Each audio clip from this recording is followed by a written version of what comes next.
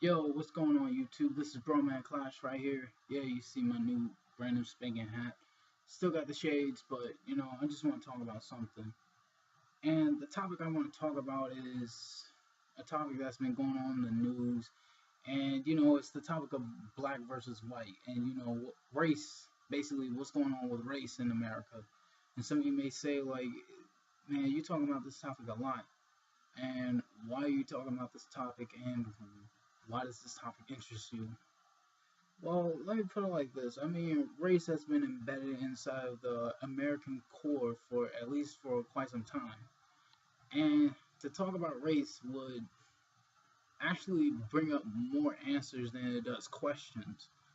Because, race originally was a social construct. Then it evolved into a lifestyle, and a lifestyle eventually evolved into propaganda.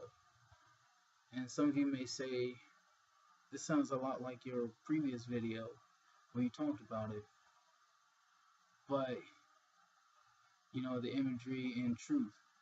But dealing with race, especially in America, and especially in its high time, especially during like the 1960s, and even before the 1960s, with the civil rights movement, there were a lot of things going on with race back then. And some of you are gonna bash me for this, but have you noticed in the topics of race, why is it that white men seem to have something to do with black people? White people do not understand black people's struggles. Sure, there are some white people who live in the same environment, who live in the same socioeconomics, socioeconomical structure, poor. But, you know, when you have an actual legitimate system that is corrupt and twisted and made sure that a certain group of people do not exist or succeed, then you will realize that black and white are actually in totally different spectrums. But let me talk about something else that actually caught my eye, and that's talking about Mayor Bill De Blasio and how the way he talked about his son.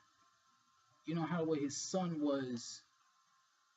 If you look at his son, he looks like he looked just like me, man. Afro.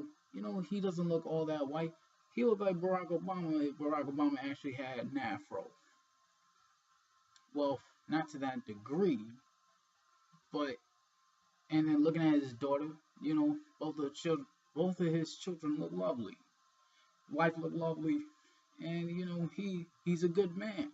He cares about his family, and he talked about his son, and now media wants to bash him for saying this. Oh, that's really insensitive. All that crap. But yet, there were police officers and there were like, other people who were saying they were supporting the police and all this crap when, two black lives were lost. Three, four, five. And the number's still rising. Yet I didn't hear them apologizing for, the law, like the killing of a black life. And then the police force in New York, they showed blatant disrespect to a mayor who actually stood up, you know, not for the police officers, but actually for the common citizen, especially those of blackness, of African descent. I'm not trying to say he's done with us 100%, but he looked at his own son and, and then he possibly said, what if that was my son? What if that was my young one? What if that was my little girl? And what if we lost our children? What will happen to that? That's what he was thinking. And he had a conscience, a conscience. Unlike the previous mayor, Mayor Bloomberg. And funny enough, I haven't heard the police officers actually apologizing for the murder of Sean Bell. But yet, they want Mayor Bill de Blasio to apologize, for him making a statement. And, he was just speaking his mind about a topic that actually bothered him. And personally, you know what I say, man? Whatever he said, either way, he was gonna get like a negative reaction. You know, if he talked about how the way the cops were trying to do their job, he's gonna get a negative reaction from us, especially from, you know, people who actually experience police brutality. White, black, Hispanic, Asian, you know, Native American, but mostly those who are of African descent. Now, and all that crap, man, and how's this time with race?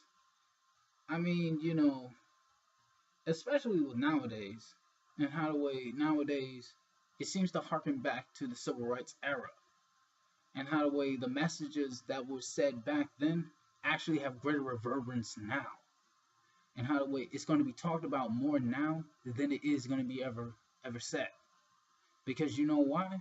Because now everybody's starting to wake up and realizing that racism is not gone. And some white people, I know some of you are going to bash me for saying this, but some white people actually have the nerve to say racism is not here anymore, even though it's clearly smack dab right in front of your face. White privilege, black disenfranchisement, and especially with, you know, economical opportunities, especially say if a black male, or no, any other black person were to try to get a job, they would be less likely to obtain a job than their white counterparts. I mean, some of you may say like, "Oh, that's old news," but it's still going on to this day. They're trying to make the illusion that racism is gone, so more problems. It seems as if, you know, opportunities did not integrate, but problems did. You know what integrated mostly? Sorrow, pain, suffering, disenfranchisement, and definitely more problems. Yet it's funny because when it comes right down to race, you know, America is going to try to pull off, you know, the old blindfold, trying to say that, oh, you know, race, it's not here in America. I mean, you know, America, we practice equal opportunity and it's free for all man. Yeah, right. Because if that was the case, slavery will not even exist. Unfair treatment of people outside of European descent will not even exist. And definitely the problems will not even persist to this day. Because especially when you look at it, even if you have a black president, you still got black problems. And let me put it like this. I say it well, and I said it before, and some of you are going to look at me and say, why would you say that? But Barack Obama is just a black face in the White House.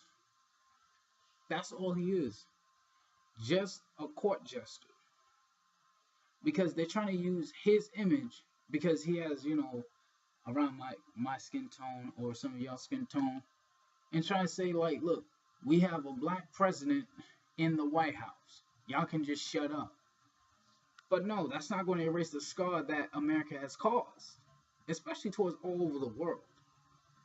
And you know what's funny, man? I remember something that was said by Ms. Louis Farrakhan, and how the way this was done back then, and how the way they try to say like black people are not even a part of America, or even considered to be an American citizen. And he said, and Mr. Louis Farrakhan said this, and I'm glad he said it. He said, "I would not be a part of any of that blood spilling that America has participated in." And he was talking to Mr. Wallace, and he said, "Have we ever go over there and bomb Hiroshima and Nagasaki? Have we ever go over there? Have we ever murdered, caused near genocide to Native Americans? I would not want any of that blood on my hands." And then Wallace asked this, "What corrupt regime do you know?" He said, "I'm living in one." Ms. Louis Farrakhan said, "I'm living in one." He's talking about America. The only time America wants people to come together when it's in trouble. And some of you may say, "What do you mean? What do you mean by America?" I mean, you know, white America, white privileged America, the government America. Not the nation, the biased nation, not the people, the biased nation. And some of you may say that the people and the nation are the same thing. Well, let me put it like this: every nation is going to have its differences. None more prevalent than America. But when Minister Louis Farrakhan said that, it solidified. It just made me think like this. Well, then, that gave me more than enough reason to say, why should I consider myself an American? I'm a stolen African. I said none better than Paul Mooney. And then the topic of race comes into play because it deals with the psychological mind of the people. Like, why would anybody want to associate themselves with America if any part of America you actually had like oppression? The Irish Americans, they have problems too. Africans, we definitely have problems. And there's some African viewers that are probably going to say, well, you're not African. I mean, sure, I'm not pure African, but let me put it like this. Whatever I say I am, I am. If I say I'm Japanese, then shit, I'm Japanese. I just have like a very heavy tan. Nah, but you catch my drift though, man, because it seems as if like people who held on to that slave master for so long, you know what happened to them? They end up embracing the slave master's culture more than they embrace their own. Now, there also comes to a time where you have to embrace who you are and where your ancestry came from. Sure, we may have like different blood and different perspectives, but wherever ancestry is more prevalent in you, but yeah, they're trying to tell you not to embrace it, embrace that the most, because that ancestry will lead you somewhere. But I know that's going off topic, but I'm going to talk about race. Race is a social construct, but it evolved into propaganda. But before, it was just a lifestyle. You cannot change who you are and how you were born as. Well, maybe you can change your gender, but you're not going to change who you were really born as. Seriously. I'm proud of my dark skin. I'm proud of my heritage. That's one thing I will say. I'm happy. And if you have a problem with it, then you shit. That's your problem. But then, with race and and the thing about race is that it deals with also with self-hate. Especially with self-hate, especially when it goes on especially in the African American community. Well, not even African American, because I remember this in one song, and it was called "The Homeless" by KRS-One, and he said, "Afro and Black are African, while theft is American. So how can Afro-American make much sense? Your ancestors come from Africa. Now you still in them. You're born in America. So even though the black man is homeless, even though he pays rent." I guess I didn't sing and dance enough for the radio to play this stuff, but this ain't soft like ice cream on a sugar cone. Anybody remember that? Nobody remembers Edutainment by from BDP, and KRS-One sung that? Well, I guess I'm someone like the only old school listener. But if you understand what I'm trying to say, is the fact that in America, black people are not looked at as citizens or looked at as to be desired to be protected. We have to, and also, I know I'm going to get bashed for saying this, but self-hatred amongst, African people here in America is way too high. We got Uncle Toms who actually getting paid by the slave master to believe that they are living in a land of riches even though they are in more debt. And then you got us. We're so disorganized that we can't even contain and be amongst ourselves. Yet, when it comes right down to it, self-hatred along with lack of pride, some say like pride is the deadliest of all sins. True. But confidence is not. Confidence is considered to be a virtue, especially when you realize who you are. And especially when it comes right down to the topic of race. If you're confident in yourself, you embrace who you are. But if you're arrogant, once the arrogance is gone, you lose who you are. But then, how's this time with race, self-hatred, and, basically the whole premises of black disunification and black dissatisfaction? Well, when it comes right down to black disunification, when you hate who you are and you hate how you look, you end up hating the very same thing that you have to look at. See, with black males, they hate other black males because they hate themselves. Society taught them how to hate themselves. That's the reason why we have so much of a problem. But then again, who taught us to hate? The hate that taught us how to hate. It goes right back to slavery and how slavery taught us to hate ourselves, because if we try to embrace ourselves, we will be killed. And that's the thing.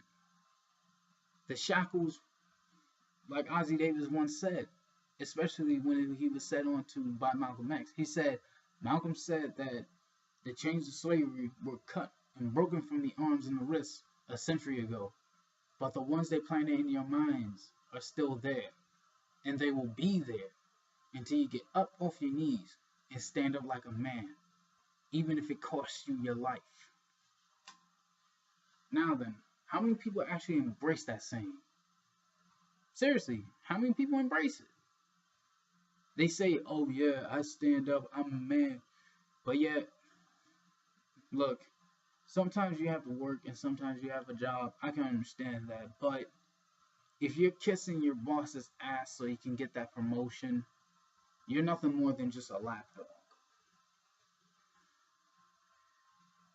And sometimes people kiss too much ass so they can move up in life.